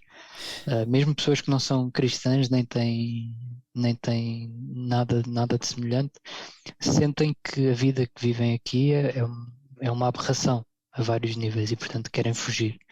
E é de facto uma fuga. Eu vejo, da minha perspectiva, é um bocado como o Ló a fugir de Sodoma, e que eventualmente vai cair bolas de fogo do céu e pronto, e uma pessoa tem de fugir, possivelmente com uma mão atrás e outra mão à frente, e convém não olhar para trás, senão acabamos transformados numa pilha de sal como a mulher do Ló. Mas pronto, é uma fuga, definitivamente uma fuga, mas é importante saber do que é que estamos a fugir, porque outra coisa que tu mencionaste é, ok, vamos fugir, mas continuamos a trabalhar remotamente, e isso quer dizer que estamos, de certa forma, ainda com um pé aqui e outro ali, mas por outro lado, qual é a alternativa? É esse desconforto, e eu percebo, lá está, eu também ainda não tomei esse passo, porque sou fraco, porque tenho medo, porque lá está, todos nós já nascemos aqui, já nascemos com televisão, com carros, com essas coisas todas, com água canalizada, e pensar em viver, por um lado, da forma que as pessoas viveram sempre até muito recentemente, inclusive pessoas da minha família que ainda viveram no campo e não havia eletricidade nem água canalizada, portanto é perfeitamente possível viver assim. É isso, Mas é perceber daí que os grandes santos, São Francisco de Assis e mesmo os santos reis, mesmo São Luís, não tiveram o que nós temos hoje. Isto pode parecer surreal, mas nem os santos reis tiveram o que nós temos hoje. Não mandavam vir uma coisa pela Amazon, não comiam carne todos os dias como nós comemos, porque até acabou por se tornar mais barato quase do que comer seja o que for, ou não a carne, mas o que nós comemos, as tretas todas, e mesmo a roupa, tudo isto é de uma coisa, e a quantidade de roupa que temos e a quantidade de bens que temos, sem dúvida, uns úteis, outros menos úteis, outros porque são de vaidade, outros porque são úteis no sentido de que são práticos. Mas é preciso perceber isto, é que nós vivemos num estilo de vida que, por mais desconforto que eu venha a provocar, ainda assim eu penso estar longe do desconforto que os grandes santos tiveram. Pois é isso, uma pessoa a viver hoje em dia vive com mais mordomias do que o rei mais opulento de outros tempos. Ok, se calhar não temos escravos a abanarem-nos as palhinhas para nos arrefecer, mas temos máquinas que fazem isso por nós, e no fundo eu olho aqui à volta e pronto, apesar de eu já ter cortado com algumas coisas, continuo a ter estes escravos tecnológicos que fazem coisas por mim e que tornam a minha vida muito mais fácil do que seria em circunstâncias naturais. E depois nós temos que pensar, ok, Jesus diz que é mais fácil a um homem, a um camelo passar por entre o olho de uma agulha do que um rico entrar no reino dos céus. Mas um rico no tempo dele era muito mais pobre do que nós somos. Exatamente. O que é que nós, pronto, estas coisas dão um bocado de volta à cabeça, que é nós temos vivemos numa riqueza material e depois não, é óbvio que se reflete numa pobreza espiritual e Sem que dúvida. essas coisas estão ligadas. E pronto, mas por outro lado, se uma pessoa se põe a pensar muito nisto, pronto, acaba a ir para o meio pronto, a tornar-se um ermita vivendo numa cave, porque não há não há grande solução. Lá está, uma pessoa tem de pensar na sua circunstância e também não levar as coisas a um extremo muito rápido, porque pronto, são as circunstâncias que Deus nos deu e Deus pôs-nos aqui nesta altura por alguma razão. Portanto, pronto, é termos, no fundo, a solução é sempre a mesma, é termos fé e realmente termos fé, confiarmos em Deus, não é só acreditarmos em Deus, mas tentarmos confiar que qualquer que sejam as circunstâncias, Ele vai, como deu maná aos israelitas quando saíram do Egito, também vai providenciar aquilo que nós precisamos. Agora, o que temos de pensar é o que nós precisamos e o que nós temos hoje em dia, será que precisamos disso tudo? Exatamente. É um caso, é uma coisa bem fácil de entender. É a questão do jejum, que já mencionaste isso num dos teus textos. O jejum e a vida espiritual. E eu sou a primeira pessoa a dizer e a admitir aqui no podcast que, sem dúvida, se há coisa que eu gosto é estar com os amigos, churrascadas, aquele ambiente. No entanto, eu sei como isso, por mais bem intencionado que seja, afasta sempre as pessoas de Deus, porque a barriga cheia afasta as pessoas de Deus, ponto final.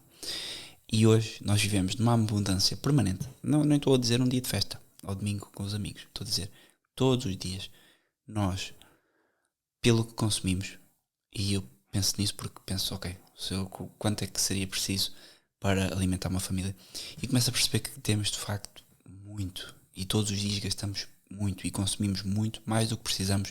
Por isso é que somos uma sociedade de gordos e de pessoas que não fazem nada, e é mesmo assim.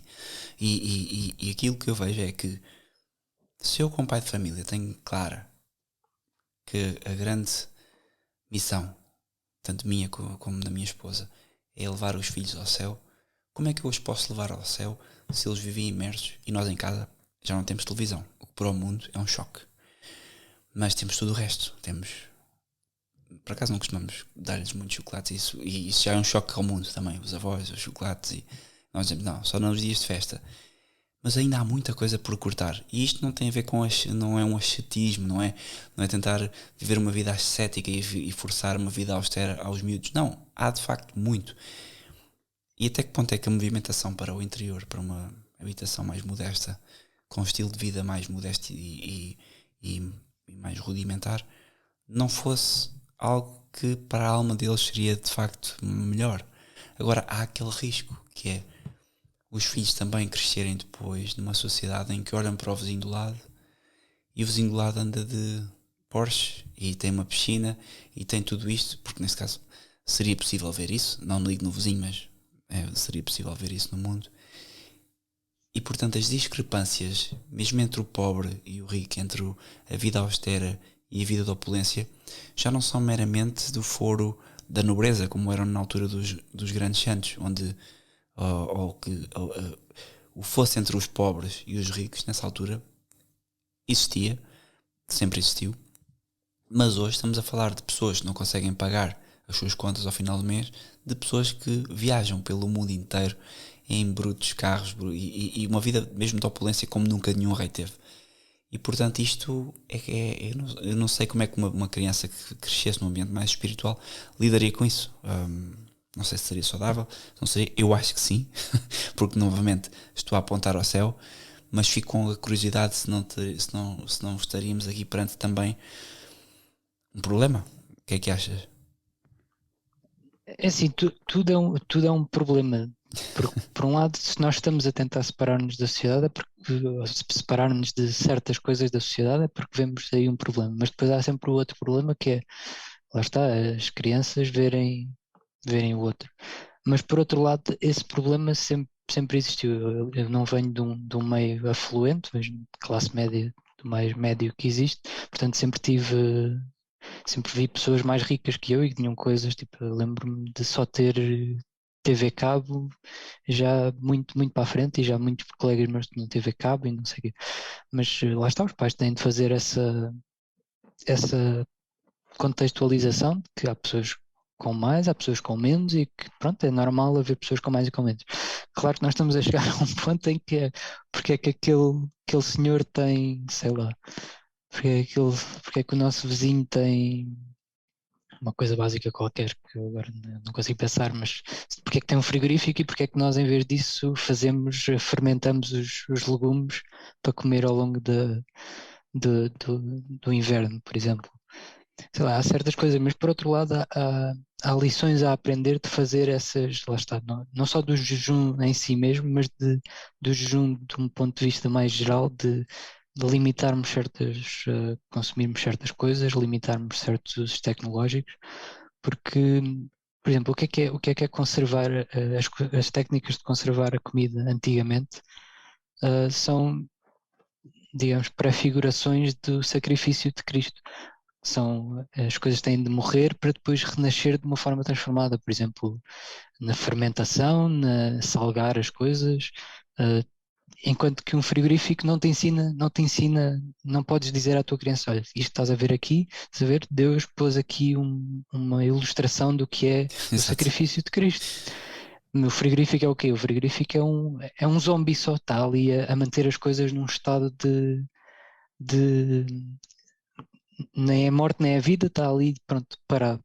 E pelo contrário, a fermentação e as formas tradicionais de preservar a comida mostram-te uma certa coisa sobre o divino. E fazem bem, E acima de noutras tudo. coisas. E depois é outra coisa que é, se formos lendo estudos agora sobre essas coisas, já descobriram que as formas de preservar comida de antigamente de facto têm benefícios fisiológicos que conservar comida no congelador ou no frigorífico não tem.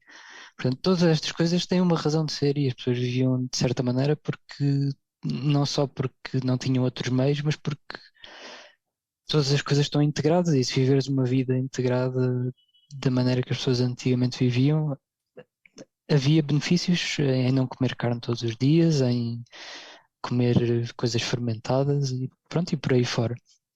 Mas quanto o que cada um pode fazer pronto, depende muito das circunstâncias individuais, e lá está, também não me cabe a mim julgar o que é que tu vais fazer, porque eu sou um pecador igual aos outros, ou pior, e provavelmente pior, que tenho estas ideias todas, mas depois não implemento nem metade delas, ou nem um terço, nem um quinto. Pronto, é uma estupidez, e pronto, é uma luta diária para viver de acordo com aquilo que supostamente eu acredito. E pronto, e acho que isso acaba por ser verdade para toda a gente. É verdade. Portanto, aqui, só agora tornando a coisa num aspecto mais positivo, porque agora fizemos estas questões todas, que são questões pessoais e cada um terá de ver para si como as resolver, era tornar este tema da ecologia como algo amplo, que é mencionado e é descrito no teu artigo de forma belíssima. E por último, mencionar que a tradição, que era um ponto que eu queria fazer, porque este é um podcast que visa mostrar que a tradição vive no catolicismo, na sociedade, e não podemos ser apenas tradicionais ou tradicionalistas, como tu bem distingues depois no fim, apenas de dizer e de exprimir estas ideias e opiniões, e depois, claro, vivermos com todos os confortos. Claro que isso é o melhor dos dois mundos, mas eventualmente tem que haver uma altura na vida de cada um em que temos que dar estes passos rumo àquilo em que de facto acreditamos, e temos que, para um homem, pelo menos com uma espinha dorsal funcional, convém que as pessoas ajam conforme pensem, e queria ressalvar apenas isso agora como ponto, sim, quase final do podcast. Já vamos com 1h20. É que existe uma noção de vida tradicional que está no intelecto primeiro, e depois passa aos poucos para a vida. E claro que é difícil passar para a vida, é exigente, especialmente porque vai em contraponto com o mundo. E nós, aqui, se temos a noção do intelecto, aos poucos o que podemos ir fazer é, sem dúvida, adotar pequenas medidas que sejam tanto a nível profissional. Aliás, eu começava pelo espiritual, tanto a nível espiritual como depois profissional, e depois de vida familiar, que rumem à tradição como um todo. E isto é mais fácil dito agora num podcast do que fazê-lo. Portanto, no entanto, acho que isto são as linhas gerais da ecologia. Há alguma coisa que queiras mencionar que nos faltou dizer sobre o artigo que achasses que fosse importante? É assim, o artigo é um ponto de partida para a conversa, não é preciso focarmos especificamente no artigo. A única coisa que eu ia dizer é que a regra que eu acho que é salubre para toda a gente é negar-nos a nós mesmos e às nossas paixões, e se fizermos isso ou tentarmos fazer isso mesmo nas coisas mais pequenas, acabamos por imitar a Cristo um pouco, que ele próprio se negou o mais possível que é possível um homem negar-se, e pronto, e isso vê-se em coisas grandes, mas se calhar começar pelas pequenas faz mais sentido. Se calhar não, por exemplo, já não sei em qual das epístolas, mas quem não trabalhar também não coma. Ele diz isso sobre São Paulo, acho que eu diz isso a uma das comunidades, e, por exemplo, manda vir comida do Uber Eats. Completamente. Se não nos apetece fazer o jantar, pronto, assumimos que não nos apetece fazer o jantar, mas também não comemos. Pronto. E se não comermos um dia, claro, com crianças, ou se estivermos doentes ou qualquer coisa, pronto.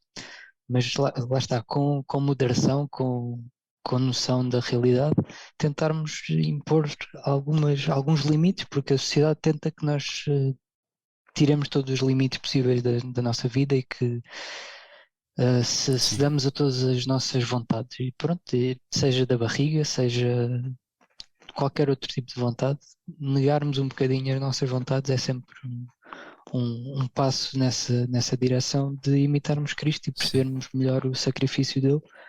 E se calhar já darmos esses pequenos passos, por exemplo, não ter televisão, como tu já disseste, não dar chocolates às crianças em vez só em dias especiais. Todas essas coisas pequenas, se calhar eventualmente contribuem para que um dia estejamos preparados, não só fisicamente, mas espiritualmente, para dar esse passo maior de remoção do sistema dentro do possível, ou do mais possível. Exato. E pronto, mas lá está, também não convém pecarmos pelo outro lado e sermos super orgulhosos e achar, ok, estamos preparados, nós que nascemos nesta opulência toda, agora vamos para o meio do campo e pronto, viver uma vida como as pessoas viviam antigamente. Sei lá, eu acho que não estou preparado, e a maior parte das pessoas hoje em dia não está preparada, mas se calhar ao limitarmos pouco a pouco, um dia vamos estar preparados, e quando estivermos, Deus logo, Sem dúvida.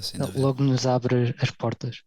E a questão de Cristo, o próprio Cristo, dá tantos exemplos que têm a ver com agricultura e que têm a ver com trabalho.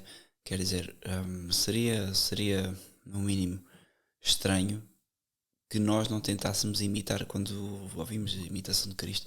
Não é só a imitação no plano espiritual, a imitação da vida.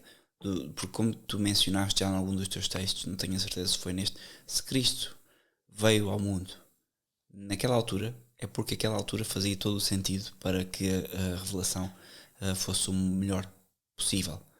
E portanto, se foi naquele tempo, de um contexto histórico, e que foi o tempo que Deus escolheu, e dá os exemplos que dá, não temos que viver, como é óbvio, presos num arqueologismo temporal, mas convinha tirarmos algumas noções de que não deveríamos desvirtuar, porque o que está a acontecer hoje é isso, estamos a desvirtuar a vida humana como um todo, até ao ponto quase em que qualquer dia estamos ligados de facto a uma Matrix, entramos em casa, ligamos ao USB e ficamos a carregar, ou a ver qualquer coisa, ou entretidos a fazer qualquer coisa. E isso, eu estou certo que não faltam mais de 50 anos para isso acontecer, e a verdade é que tudo isto parte, ou seja, o problema da ecologia é este problema deste desvirtuar da realidade, mais do que um problema ambiental, que é o que hoje entendemos, é a desvirtuação da realidade. Não, completamente o que estavas a dizer de que Cristo, dos exemplos que Cristo dá são quase todos agriculturais ou ligados a uma vida integrada e uma maneira de entender é que, ok, ele falou assim porque veio naquele momento e a sociedade era assim. Mas se pensarmos, ok, na alternativa, se ele viesse hoje, em vez de falar da semente que cai em má terra e a semente que cai em boa terra, falava de instalar um programa num mau sistema operativo e num bom sistema operativo, será que isso funcionava? Será que a lição que ele seria a dar se falasse assim fazia algum sentido? Não sei, isso para mim parece-me ridículo que falar nos termos tecnológicos que hoje nos rodeiam, que a lição seria a mesma, porque não é de toda a mesma. E por isso sim é importante viver dessa maneira e lá está, Jesus é o Filho de Deus. E mesmo assim foi carpinteiro durante 30 anos, portanto fazer alguma coisa com as mãos, trabalhar duramente, é uma coisa natural e que toda a gente devia almejar e tentar fazer. E claro que é muito difícil hoje em dia, mas lá está, tudo o que é bom hoje em dia é difícil. Portanto, isso também não é razão É. para não o fazer. Lá está, se uma pessoa tentar viver uma vida cristã, dificuldade é o que não vai faltar, porque lá está, se conforto, se tivermos muito conforto, então é porque não estamos a fazer alguma coisa bem. É porque somos demasiado deste mundo e não do outro que vem a seguir. É. E uma questão que agora é muito direta e frontal para saber a tua opinião. A internet foi uma armadilha ou foi feita com boa intenção e está a ser usada com maus fins? Bem, eu acho que toda a gente sabe que está a ser usada com maus fins, mas isso também está, por outro lado, a ser usada com bons fins, como eu acho que nós estamos a fazer aqui. Eu- por isso eu tento não olhar para as coisas do ponto de vista conspirativo, vá, que eles criaram isto Exato. para fazer mal. Porque lá está, Deus também transforma as coisas criadas para o mal, também transforma em bem. Por exemplo, a própria morte de Jesus Cristo foi o que levou à ressurreição. Portanto, ele transforma o mal em bem quando vê que é assim que deve ser. Portanto, podemos usar a internet para o bem. Agora, acho que é inegável que a internet veio destruir ainda mais certas coisas pronto, que ainda não estavam destruídas, hoje em dia já destruíram a atenção das pessoas. Lá está, toda a gente fica a olhar para o telemóvel, não consegue estar parado um minuto sem ir mexer no telemóvel, ver qualquer coisa. Falar com os próprios amigos, enquanto eu ainda me lembro de combinar com amigos, vamos beber um café. Claro que agora, pronto, com isto ainda é mais complicado, mas faz parte É uma coisa utópica, até porque os amigos que nós tínhamos, se falarmos agora com eles, alguns certamente estão com duas máscaras, fechados em casa porque vão morrer, então tenho medo e já deixaram de ser amigos praticamente, mas enfim, desculpa interromper. Não, tens razão. É assim, eu por acaso não tenho, nenhum dos meus amigos é assim, leva a esse extremo, mas por outro lado tem uma espécie de dissonância cognitiva que é até quebram as regras e estão com pessoas e não sei o quê, mas por outro lado acreditam na propaganda. Então não percebo se acreditas porque é que Exatamente. quebras, mas lá está, muitas pessoas estão completamente perdidas e não sabem. Não, lá está, precisam de uma coisa maior a que apontar e sem isso prendem-se ao ambientalismo, às justiças sociais e por aí fora. E este é mais um que já falam em negacionistas, mas por outro lado, então se estás-me a dizer isso a menos de 2 metros de distância sem máscara, como é que, como é que coadunas isso? Se realmente acreditas na história dos negacionistas e não estás a cumprir as regras, não és tu negacionista também, mas enfim, eu Checkmate. já nem entro por aí porque já prometi a mim mesmo que discutir, não ia discutir por aí porque é uma grande tentação para nós que vemos a imagem mais grande, vemos o panorama mais geral do que é que estão a fazer. Por outro lado, sentirmos uma espécie de orgulho que também nos destrói por dentro aquele idiota ali está a usar máscara no meio da rua sozinho e eu sou melhor que ele. E isso também não é bom para, Pois, não, E lá epá, está, mas é verdade. eu sinto isso e é mau, é muito mau. Por isso, o Mas, melhor é. mas eles põem-se a jeito. Eu vi que há uns dias um tipo a correr de máscara. Eu não penso que eu sou melhor do que ele, eu penso, coitado, pá, o que é que será que se passa na cabeça dele? Porque ele está a correr de máscara, quer dizer, e era um tipo meio franzino. Hum, Quer dizer, ele vai morrer. Se fosse um tipo que percebesse atleta, está a fazer aquilo porque está a simular que está a correr em altitude. Não, aquela pessoa agarrou, vou correr de franzino e vai, nota-se que não é atleta, não costuma correr, pior ainda. E quer dizer, isto não é uma questão de achar melhor ou pior, é ter mesmo pena porque há muitas pessoas que estão a ser levadas por isto, por ignorância. E portanto, eu quando geralmente vejo isso, eu começo a chamar nomes a estes políticos e aos mídia que fazem todo este filme do medo, que isto é praticamente um filme. É, lá está, eu também no início, no início, isto já está há tanto tempo, mas eventualmente tinha essa coisa de estas pessoas, estes carneiros e não sei o que, pronto, esse tipo de linguagem, depois pensei melhor e não vale a pena odiar ou desprezar estas pessoas porque eles estão simplesmente a ser enganados.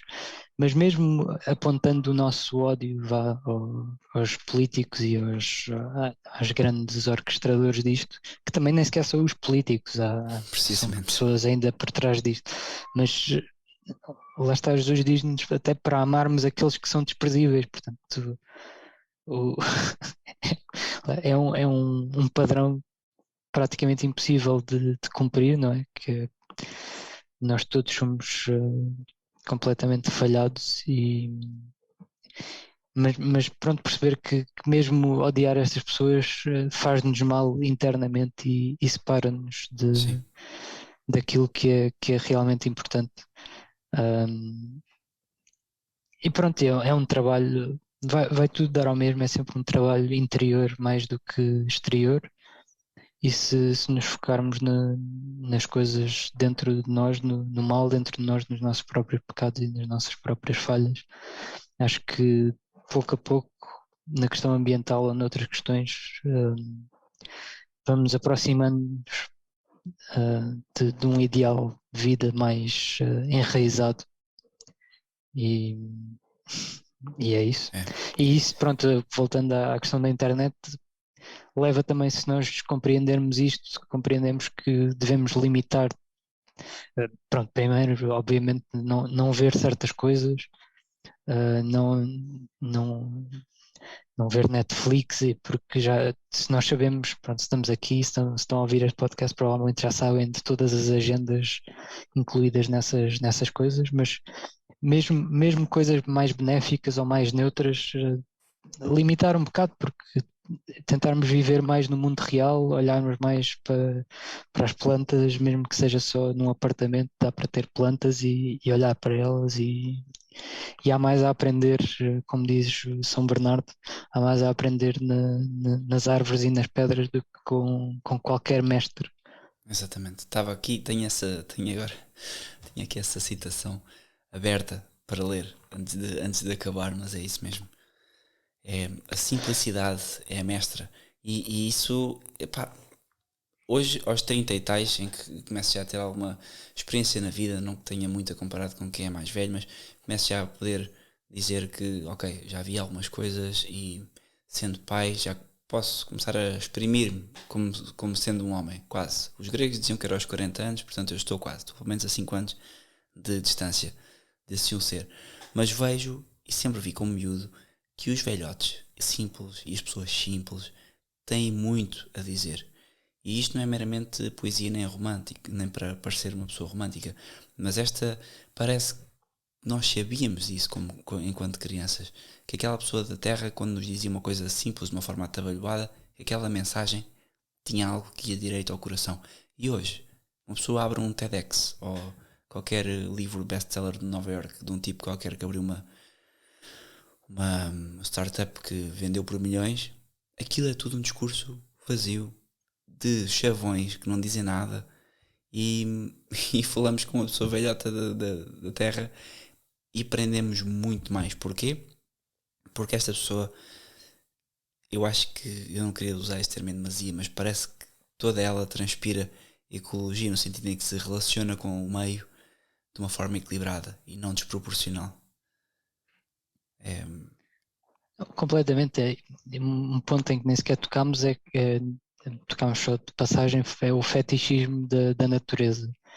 Que essas startups e as empresas todas, vamos ser verdes e não sei o quê, que o próprio fetichismo da natureza que nós vemos hoje em dia é um resultado de não estarmos enraizados na terra, porque uma pessoa que já tenha trabalhado a terra e já tenha estado na natureza, sem ser mediada pela tecnologia e sem ter todas as benesses tecnológicas, sabe que a natureza é dura ou seja, não é só benéfica, também traz muitas dificuldades, mas lá está, uma pessoa só aprende com sofrimento. E não é sofrimento, não quitarmos a autoflagelar-nos, mas os sofrimentos do dia a dia, que esses sofrimentos eram naturais para as pessoas, e por isso é que esses velhotes ainda têm essa sabedoria para dar, porque os sofreram na pele. E nós, pronto, aqui na nossa bolha, uh, pronto, não aprendemos nada porque não sofremos. Isso é algo que eu queria deixar aqui neste podcast, era esta noção de que a verdadeira ecologia só pode ser uma que não é apenas em relação ao ambiente e é sim uma ecologia também interior, espiritual, é uma ecologia também material, na forma como relacionamos com os bens, porque tudo tem a ver com esta virtuosa relação com o meio. E a virtuosa relação com o meio, para quem não sabe, virtuar, se não me engano, é um termo que vem de afinar. Penso que é um termo que vinha da Índia até, do afinar uma viola. E portanto virtuar significava que a corda tinha a devida tensão e a devido som. E esta noção de que nós, como pessoas, temos que virtuar e ter o som de quê? De Deus, ao fim e ao cabo, que é quem nos criou e é quem nos diz a medida certa da relação com o ambiente, com o meio, com as pessoas, com tudo. Ou seja, a nossa existência é espiritual e é material. Portanto, nós estarmos aqui a dizer que a ecologia seria em relação ao ambiente é quase como aquelas pessoas dizem que o liberalismo pode ser económico, mas não social. É uma distinção pueril, é uma distinção de quem não tem consciência do que está a dizer na totalidade. E aqui a ecologia, se há uma coisa que eu queria deixar marcada, era isto: é que a ecologia seja esta virtude que temos que ter em relação ao meio. E ao meio, pessoas especialmente, porque somos ao fim e ao cabo criados à imagem e semelhança de Deus. Não há nada mais importante do que a forma como lidamos com o próximo. É até o mandamento mais importante de Cristo. Mas depois, como é óbvio, também com o ambiente. E agora tenho um bebê a chorar. Mas é isso. Não sei se estás de acordo, Ilo. Se querias acrescentar mais alguma coisa. Não, completamente. Depende tudo de nós primeiro e de termos tudo a nossa própria concepção no lugar, a partir do princípio que fomos feitos à imagem de Deus, qual é o nosso papel na criação, e se entendermos e seguirmos esse papel, o problema, não é só o problema ecológico, económico, social, todos esses problemas são resolvidos. E pelo contrário, se não começarmos por esse princípio, que é um princípio tanto de início como de fundação, de razão, nada pode ser resolvido, porque estão simplesmente a tratar sintomas em vez da doença. Precisamente. Muito obrigado pela tua participação, Ilo. Ia-te perguntar se tinhas alguma coisa a acrescentar, alguma coisa que quisesse deixar. Já vamos com 1h40 de podcast. Temos aqui mais ou menos 20 minutos. Se há algum tema que queres trazer, algum conselho que queiras dar a quem está a ouvir? Lá está aquele conselho de negarem-se certas coisas, tentarem fazer a vossa própria vida mais difícil em pequenas coisas, que há um enorme benefício disso. E uma coisa específica que eu aprendi há pouco tempo é: façam pão em casa, não comprem pão. O pão feito em casa é muito, muito melhor. Epá, isto é um problema, porque não só é melhor, como confinados em casa vamos ficar completamente bolas. Parece que toda a gente começou a fazer pão no último ano e os nossos amigos também fazem pão tão bem. Estás a fazer com fermento de verdadeiro ou com aquele fermento de padeiro comprado? Não, primeiro para já estou a fazer com fermento falso. Isso por acaso foi uma coisa que nós nem sequer falámos, é a questão da comida que nós comemos. Mas Temos aqui 20 isso minutos, em temos si aqui, era outro. vamos só aqui 10 minutos, temos aqui 10 minutos para falar sobre isso. A comida que nós comemos é que nós chamamos agricultura biológica, isso é a agricultura normal. E a agricultura que nós chamamos normal é uma aberração moderna, artificial. Eu acho que a maior parte das pessoas nem sabe que mesmo a agricultura considerada biológica, que leva o selo de ser biológica, a quantidade de porcarias que são permitidas na agricultura biológica são assustadoras. E se uma pessoa se focar, se começar a pensar nisso, já nem quer comprar essas, quer só, pronto, plantar a própria comida. E que já agora que é possível plantarem alguma coisa mesmo num apartamento e que vale a pena, nem que seja pela experiência, porque é engraçado comerem uma refeição só com coisas que vocês próprios ajudaram a criar. Exatamente. A questão do fermento e destas refeições, temos uns amigos que nos deram fermento. E dar fermento significa o quê? É uma quantidade de bichos que temos que ir alimentando, não é? Basicamente é um fermento verdadeiro, é indo pondo farinha, água, eles comem e depois quando nós queremos fazer pão ou alguma coisa é pôr o bicho lá dentro. E isto pode parecer um simples pormenor, mas não é, porque aquilo são ao fim e ao cabo bichos, não é?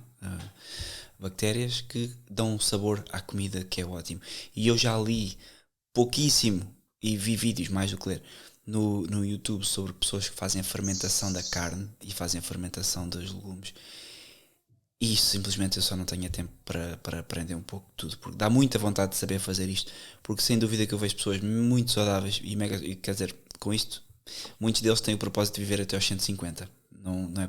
Não convém desvirtuar também o objetivo de que comer bem não significa isso, mas significa que se calhar com alimentos verdadeiros podemos comer menos e podemos comer menos vezes e podemos comer menos quantidade, porque as coisas saciam.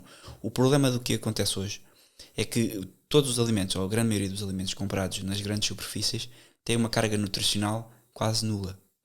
Os legumes, tudo mais, que são os que nós compramos também. Atenção, eu não estou aqui a falar disto e agora ando a plantar tudo. Há coisas que nós temos de amigos, mas a verdade é que os grandes legumes da grande indústria dão muito pouco ao corpo, e por isso é que as pessoas hoje têm deficiências nutricionais, têm problemas de saúde gigantes, porque todos aqueles legumes vêm carregadinhos de adubo e de pesticidas, que por mais que nós lavemos, aquilo faz parte do alimento. Aquilo quer dizer, o alimento passou a vida a levar com aquilo. Seria ingênuo pensar que não estamos a ingerir uma parte disso. E esta ecologia alimentar, começar por fazer o seu próprio pão. O Willa deu um grande conselho. Depois, se calhar, começar por plantar num apartamento. O que é que tu plantas num apartamento? O que é façil de plantar, Willa? Assim, a coisa, se tiverem uma varanda, têm mais liberdade, mas mesmo sem varanda, podem pôr nos parapeitos umas ervas aromáticas, que, entretanto, são das coisas mais caras que se vendem aí, em termos de peso, de quantidade, de preço por peso. Portanto, podem sempre ter essas ervas aromáticas e sempre é um extra de aroma e sabor que põem na comida, e pronto, e foram vocês que plantaram. Mas se tiverem uma varanda, pá, eu tenho batatas na varanda.